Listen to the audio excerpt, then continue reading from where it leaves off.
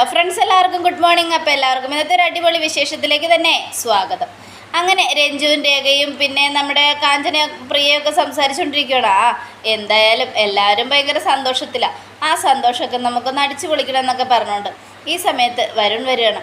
വരുൺ വന്നതും വരുണിൻ്റെ കയ്യിൽ കവറിരിക്കുന്നതാണോ? ചായ കുടിച്ചുകൊണ്ടിരിക്കുന്ന സമയത്ത് വരുൺ മാമ വന്നല്ലോ. ചായ കൊണ്ടുവരട്ടെ വരുൺ മാമ? ഏയ് വേണ്ട കാഞ്ചന. അതെന്താ വരുൺ മാമ, ചായ കുടിച്ച പിരിയോ? അത് കേട്ടതും അതൊന്നുമല്ല, ഇന്നത്തെ ദിവസം ഞാൻ നിങ്ങൾക്ക് വേണ്ടി എല്ലാവർക്കും വേണ്ടി കുറച്ച് സാധനങ്ങളൊക്കെ കൊണ്ടുവന്നിട്ടുണ്ട്. എന്തെന്നത്? പഴംപൊരിയും പരിപ്പ് വടയും സവാള വജയും ഉള്ളിവടയും ഒക്കെ ഉണ്ട്. അത് കേട്ടതും അതെന്താ വരുന്നേട്ടാ അങ്ങനെ ഒരു കാര്യം ചെയ്തത്?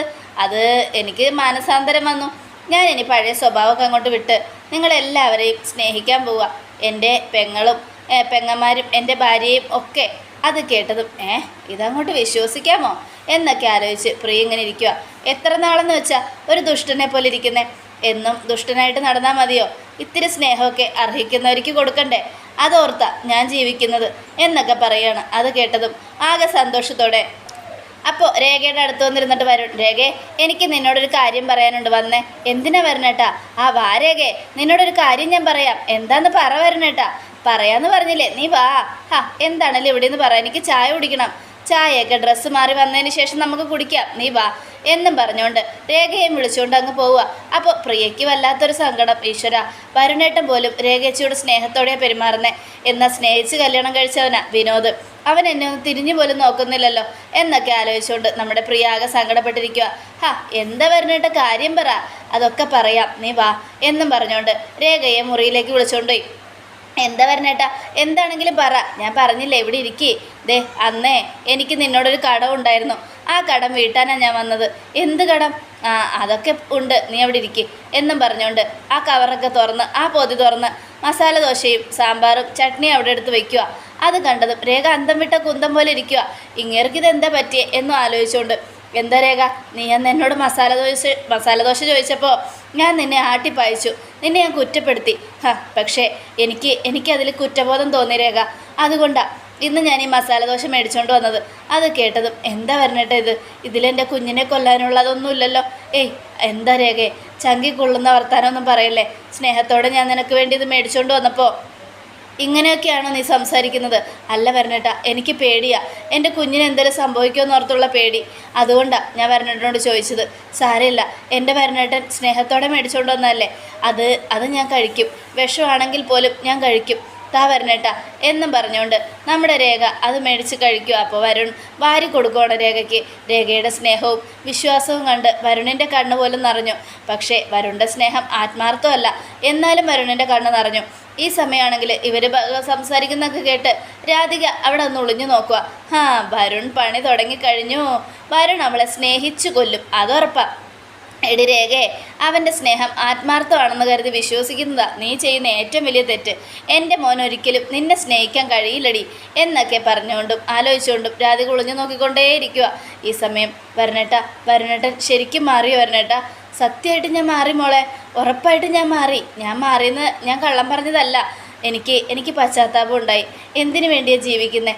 ആർക്ക് വേണ്ടിയാണ് ജീവിക്കുന്നത്? എല്ലാം എൻ്റെ കണക്കൂട്ടലുകൾ തെറ്റുന്നത് കൊണ്ടാണെന്ന് എനിക്ക് തോന്നി.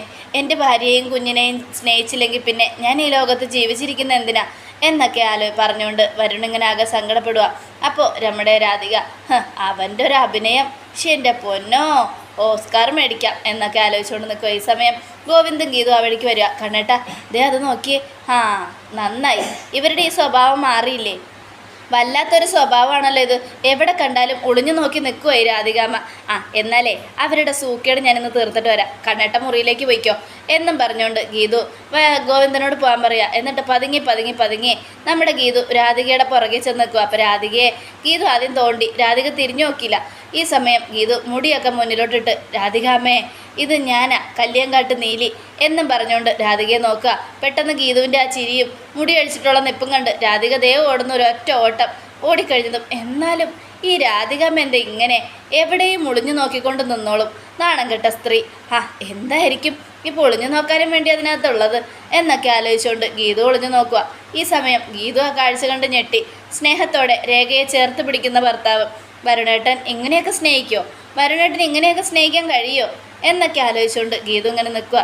ഷോ വെറുതെ അല്ല രാധിക ഒളിഞ്ഞു നോക്കിയത്, സാരമില്ല എന്തായാലും പോയേക്കാം എന്നും പറഞ്ഞുകൊണ്ട് അങ്ങോട്ട് പോവുക. അപ്പോൾ രേഖയോട് നമ്മുടെ വരുൺ ചോദിക്കുക, ഇനി എന്തെങ്കിലും ആഗ്രഹം നിനക്കുണ്ടോ രേഖ?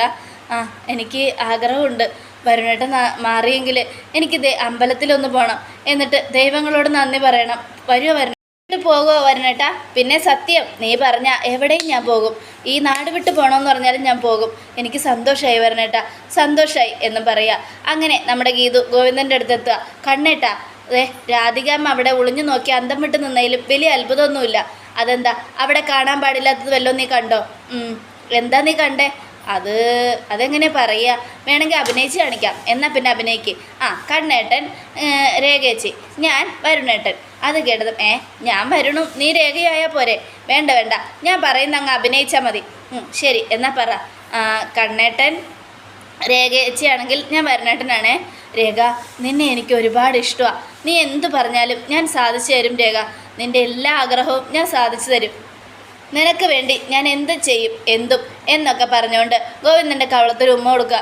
ഇങ്ങനെയൊക്കെ വരുൺ ചെയ്തോ? അങ്ങനെയൊക്കെ ചെയ്തു. സത്യമാണോ? സത്യമായിട്ടും. എന്നാൽ അത് വിശ്വസിക്കാൻ പാടില്ല. പെട്ടെന്നൊരു സുപ്രഭാതത്തിൽ വരുൺ മാറിയിട്ടുണ്ടെങ്കിൽ അതിൻ്റെ പിന്നിൽ എന്തോ ഒരു വലിയ ചതിയുണ്ട്, അത് കണ്ടുപിടിക്കണം എന്ന് പറയണം. എന്നാൽ പിന്നെ വാ, കണ്ണേട്ടൻ തന്നെ വന്ന് ചോദിക്കും. അങ്ങനെ വേണ്ട, എന്തായാലും എനിക്കിതിൽ നല്ല സംശയമുണ്ട്. എന്തൊക്കെ സംഭവിച്ചാലും ഇവിടെ വലിയൊരു ചതി നടന്നിട്ടുണ്ട്. രേഖയ്ക്ക് അങ്ങനെ എന്തെങ്കിലും കഴിക്കാൻ കൊടുത്തിട്ടുണ്ടെങ്കിൽ അതിൻ്റെ പിന്നിൽ എന്തെങ്കിലും ഒരു ചതി ഉണ്ടാവും. ഒന്നാമത്തെ, രേഖ പ്രഗ്നൻ്റ് ആണ്. രേഖ പ്രഗ്നൻ്റ് ആയ സ്ഥിതിക്ക് കുഞ്ഞിനെ വരുണിന് ഇഷ്ടമല്ലാത്ത സ്ഥിതിക്ക് ചിലപ്പോൾ കുഞ്ഞിനെ കൊല്ലാൻ എന്തെങ്കിലും ഒരു വഴി ഒപ്പിച്ച് കാണും. അത് ശരിയാ. അതുകൊണ്ട് കണ്ണേട്ടൻ തന്നെ വന്ന് സംസാരിക്കുക. അല്ലെങ്കിൽ വേണ്ട, കണ്ണേട്ടൻ മാത്രം ചീത്തയാവണ്ട, ഞാനിവിടെ വരാം എന്നൊക്കെ പറഞ്ഞുകൊണ്ട് അവനിങ്ങനെ നിൽക്കുക. ഈ സമയം പിന്നീട് രാധികയാണ് കാണിക്കുന്നത്. രാധിക ഇങ്ങനെ ഓരോന്ന് ആലോചിച്ചുകൊണ്ടിരിക്കുക. അപ്പോഴേക്കും സത്യദാസിനെയും പിടിച്ചുകൊണ്ട് രഞ്ജു വരിക. വാ അങ്കിളെ വാ, ഇവിടെ വന്നിരിക്കുക എന്നും പറഞ്ഞുകൊണ്ട് അവിടെ കൊണ്ട് നിർത്തുക. അപ്പോൾ നമ്മുടെ രാധിക ആലോചിക്കുക, ഇവളിവിടെ നിന്ന് മാറിയ ഭാസ്കരേട്ടനെ കുറിച്ചുള്ള കാര്യങ്ങൾ ഗോവിന്ദ് അന്വേഷിക്കുകയാണെന്ന് എങ്ങനെയെങ്കിലും പറഞ്ഞേ മതിയാകൂ. അതിനിപ്പോൾ എന്താ ചെയ്യുക എന്നൊക്കെ ആലോചിക്കുക. അങ്കിളിന് ടി വി കാണണോ എന്നും രഞ്ജു ചോദിക്കുക. ഇട്ടോ മോളെ.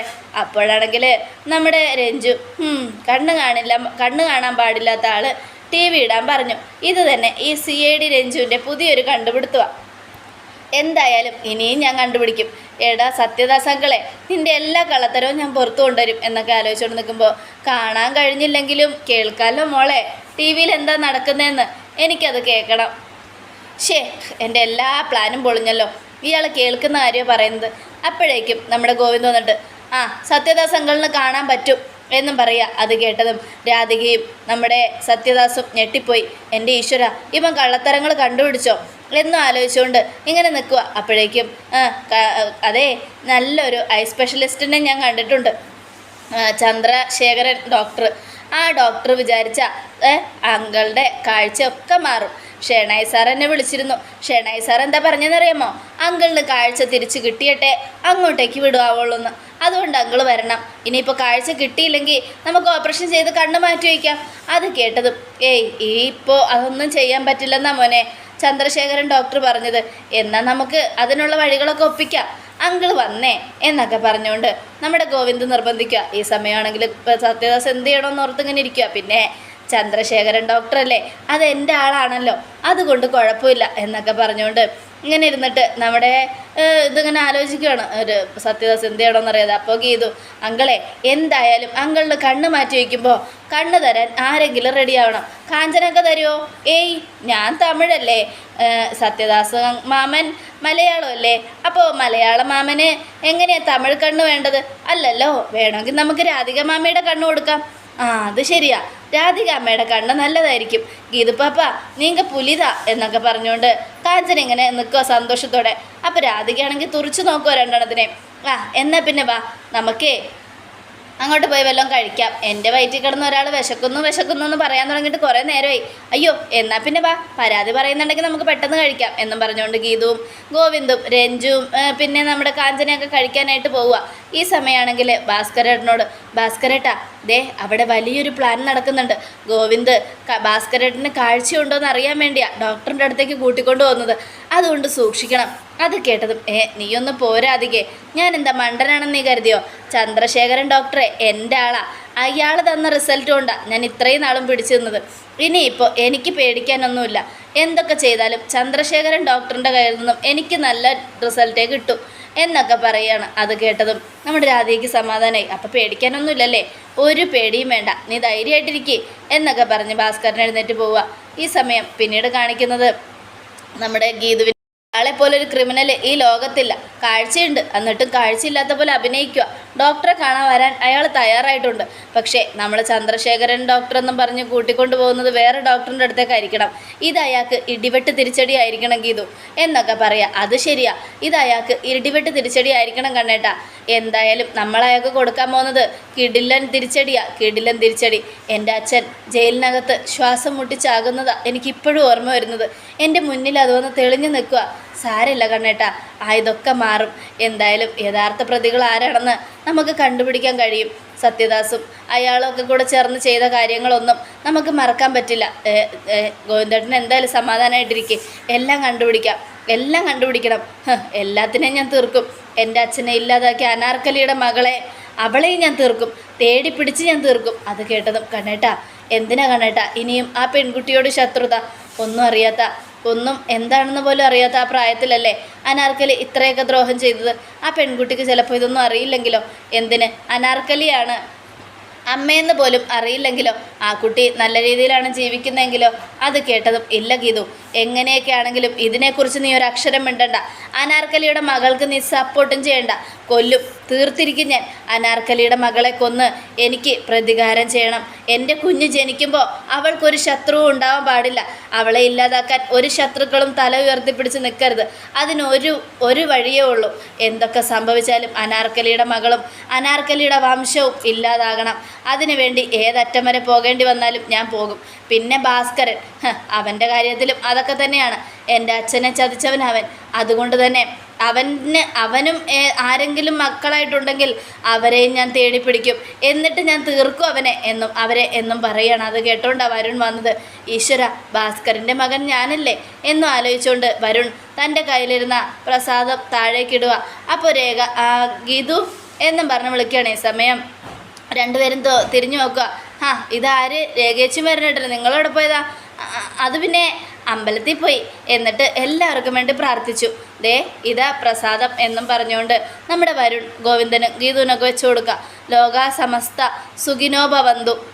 എല്ലാവർക്കും നല്ലത് മാത്രം വരട്ടെ എന്ന് പ്രാർത്ഥിച്ചു.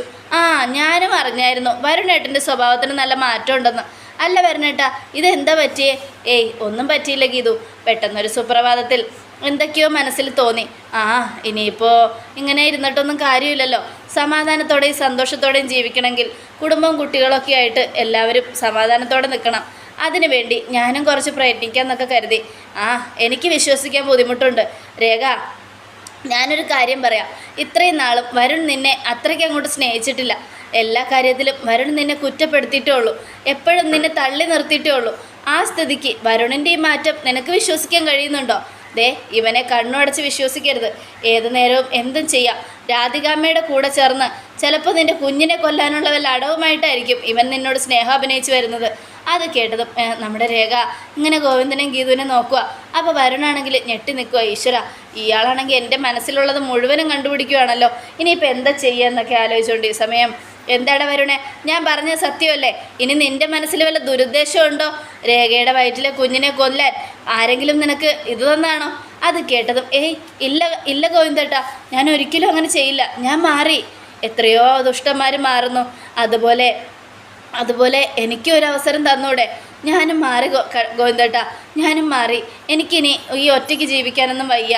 അമ്മയുടെ വാക്കും കേട്ട് ഭാര്യയെ സ്നേഹിക്കാതിരുന്നിട്ട് ഒരു കാര്യമില്ല ഗോവിന്ദേട്ടാ. എല്ലാം എൻ്റെ വെറും തെറ്റിദ്ധാരണ മാത്രമായിരുന്നു. രേഖയാണ് ശരി, രേഖ മാത്രമാണ് ശരി എന്നൊക്കെ പറഞ്ഞുകൊണ്ട് നമ്മുടെ വരുൺ രേഖയെ ചേർത്ത് പിടിക്കുക. അതെ, നിന്നെ ഞാൻ കാണാൻ തുടങ്ങിയത് ഇന്നും ഇന്നലെ അല്ല, വർഷം കുറയായി. അതുകൊണ്ട് നിന്റെ സ്വഭാവമൊക്കെ എനിക്കറിയാം.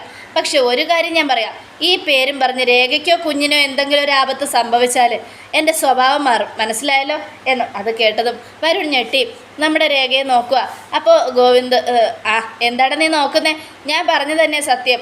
ഈ കാര്യവും കാട്ടി രേഖയ്ക്കോ കുഞ്ഞിനോ എന്തെങ്കിലും ആപത്ത് സംഭവിച്ചാൽ നിന്നെ ഞാൻ വെറുതെ വിടില്ല. കേട്ടോ വരുണേ?